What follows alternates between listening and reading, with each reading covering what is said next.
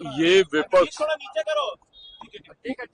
विपक्ष ने हमेशा से जब जब एनडीए की सरकार कोई भी ऐसे कानून को लेकर आई है या ऐसे बिल लेकर आई है या ऐसे संशोधन लेकर आई है जिसने समाज के गरीब वर्ग को मुख्य धारा के साथ जोड़ने का कार्य किया, विपक्ष ने हमेशा इसको लेकर भ्रम फैलाने का काम किया।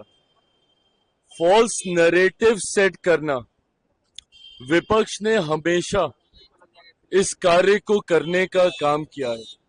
जितने भी दल हैं, इन लोगों ने जनता के बीच जाकर भ्रम फैलाना, झूठ बोलना, फॉल्स नैरेटिव सेट करना, निरंतरता में ये काम जितने भी विपक्ष के घटक दल हैं उनके द्वारा किया गया।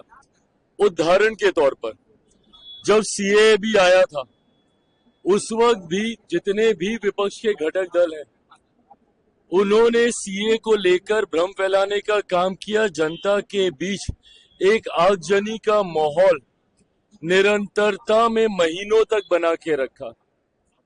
उस वक्त भी मैंने सदन के पटल में कहा था कि हाथ कंगन को आरसी किया, आने वाले दिनों में अपने आप पता चल जाएगा कि इससे किसकी नागरिकता गई। सीए एक ऐसा कानून था जहां पे उन देशों में रह रहे अल्पसंख्यक लोगों को नागरिकता देने वाला वो कानून था, और इन्होंने उसको नागरिकता छीनने वाला कानून बताकर अल्पसंख्यक समाज, खास तौर पर मुसलमानों को के बीच जाकर ये भ्रम फैलाया कि अगर सीए आ गया तो आप लोगों की नागरिकता छीन ली जाएगी। लंबे समय तक झूठ बोलने का काम किया। परिणाम स्वरूप देश भर में एक डर भय का माहौल बना रहा। आज मुझे बताइए कौन से मुसलमान भाई की नागरिकता छीन ली गई? ये उन देशों में रह रहे अल्पसंख्यक समुदाय के लोगों को नागरिकता देने का कानून था जहां पे बहुसंख्यक मुसलमान थे, बट इन्होंने लोगों के बीच में, भारत में रह रहे मुसलमानों के बीच में भ्रम फैलाने का काम किया, ये कहकर कि इसमें मुसलमानों को नागरिकता नहीं दे रहे इसलिए आप लोगों की नागरिकता छीन ली जाएगी। ये झूठ बोलने का काम। धारा 370 हटाते वक्त भी यही कहा गया था कि अब धारा 370 अगर हट गई तो देश भर के मुसलमानों को बर्बाद कर दिया जाएगा, निकाल दिया जाएगा। जब राम मंदिर बनने की बात आ रही थी उस वक्त भी कहा गया था कि अगर राम मंदिर बनेगा तो देश भर के मुसलमानों को निकाल दिया जाएगा। सिर्फ झूठ बोलना, फॉल्स नैरेटिव सेट करना।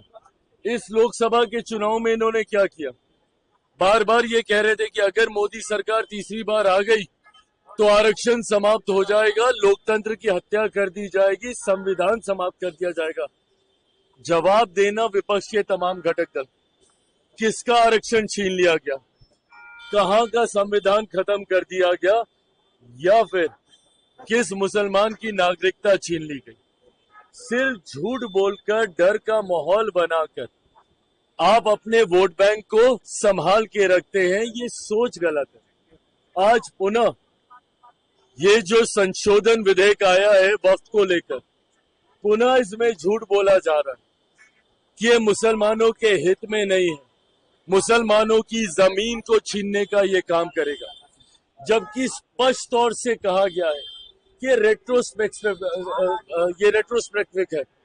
इसमें किसी का भी अभी तक जिस भी मुसलमान की जमीन है या उसमें मस्जिद बनी हुई है उसको नहीं लिया जाएगा, उसको नहीं तोड़ा जाएगा। फिर भी उनके बीच जाकर ये भ्रम फैलाया जाए। और इसमें ये तक कहा गया है कि अगर कहीं पे विवाद चल रहा है किसी विशेष जमीन को लेकर तो उसमें जो न्यायालय का फैसला आएगा वो सबको मान्य होगा। तो इसमें गलत कहां पे कोई कह रहे हैं? अगर किसी सिस्टम में कोई पारदर्शिता लेकर आ रहा है, अगर ट्रांसपेरेंसी अगर एक सिस्टम में लाई जा रही है तो इसमें गलत क्या है? अगर आप गरीब मुसलमानों को उनका हक देने का काम कर रहे हैं तो इसमें गलत क्या है? आज की तारीख में कई ऐसे मसले हैं जहां पे मुसलमानों की जमीन का विवाद ही वक्फ बोर्ड के साथ चल रहा है। पर अफसोस की बात यह है कि उनको न्यायालय तक जाने का मौका नहीं दिया जाता था। इसके बाद कम से कम वो न्यायालय जा पाएंगे, अपने हक के लिए न्याय की मांग कर सकेंगे।